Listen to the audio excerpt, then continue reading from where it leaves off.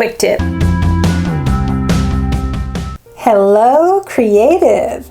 It's your graphics girl of graphicsgirl.com. That's graphics with PH and S, girl with no I and 3 R's. And I'm here with a quick tip to help you design your brand. In this Illustrator layout of a catalog of men's clothing, you can see that I used multiple layers. A layer for the copy, the logo, border, and different art elements that I'm using in this design. You can see here, if I turn each layer on and off, that they are isolated from one another. So this is helpful when you're working on a layout with a lot of different art elements and you want to separate one from the other. So while you can hide and show different art elements on their own layer, it's also helpful to be able to lock each layer, such as this address area here. Now that I have that locked down, when I click down, I'm selecting other things such as the photo. If I lock down the photo, now when I click on my design, I won't accidentally select the photo. And that's the benefits of using layers, that you can separate different art elements from one another, hide and show them, and lock them down. But in this tutorial, I want to show you that it's actually kind of unrealistic to think that you're going to know all of the art elements that you want to do in your design while you're designing it. Putting art elements on their own layer, either after the fact or once you have the design locked down, helps you.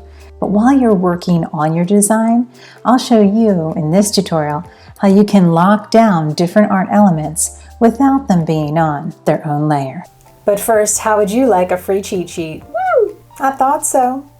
Head over to graphicsgirl.com to get your free Illustrator cheat sheet that will show you all the shortcuts in the program. Just click the link below. So as I mentioned before, in this design, you can see that I have different art elements on their own layer. So I could clearly select just what I wanted to.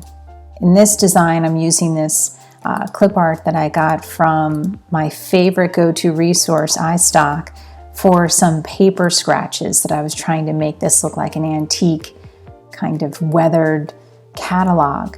Well, these paper scratches, when I show you it in my outline view, you can see that they're made of individual vector shapes. So with Command or Control Y, you can toggle back between your outline and preview mode.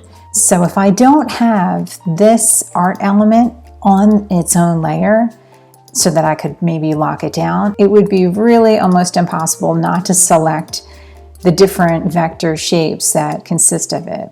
So in this case, I would recommend using layers for complex art. But while you're designing, often you're just kind of brainstorming and figuring out what you want to do in your design. So if you can think of it while you're designing, you could select an art element such as this copy here and cut it, for example, Command or Control X, and then you could create a new layer in your Create New Layer icon at the bottom of your Layers panel, which you can show your Layers panel by coming to Window, Layers.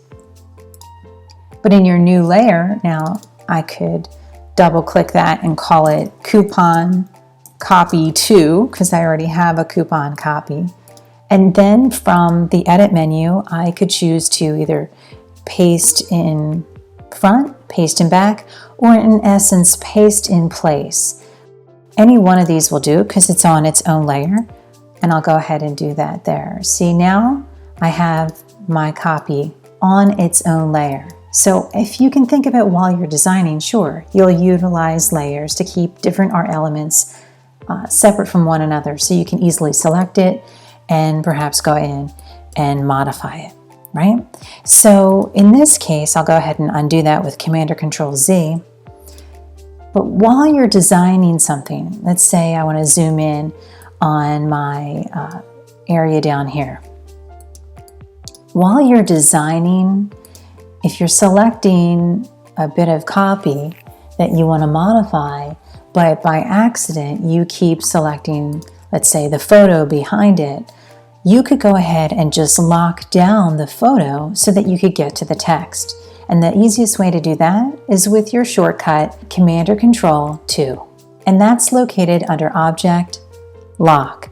You see you have the options here under Lock to lock the selection, lock all of the artwork that's above the art, or even lock the other layers. I'll go ahead and select my Command or Control 2 there, Selection. Now with my photo locked down, and you can see in my layers palette that the photo layer is not locked. There is no lock icon right there. So I cannot select this photo in the background, yet my photo layer is unlocked. And that's because I chose to lock the individual selection. Now with that locked, I can easily select my copy that was above it. So if you find this helpful in your layouts, I highly recommend as you're working along, you can just Command or Control 2 to lock something down in order to get something else that you were trying to select. And once you're going along in your design and you're trying to maybe select the photo, for example, again, and you can't, or if you're picking up someone else's design, why you might want to come here to Object and just choose to unlock all.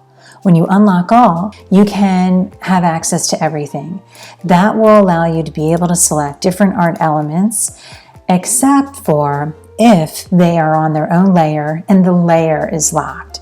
So when you're picking up artwork, be sure to go ahead and show your layers palette and also check out whether things are already unlocked. And if everything is unlocked, unlock all will be grayed out.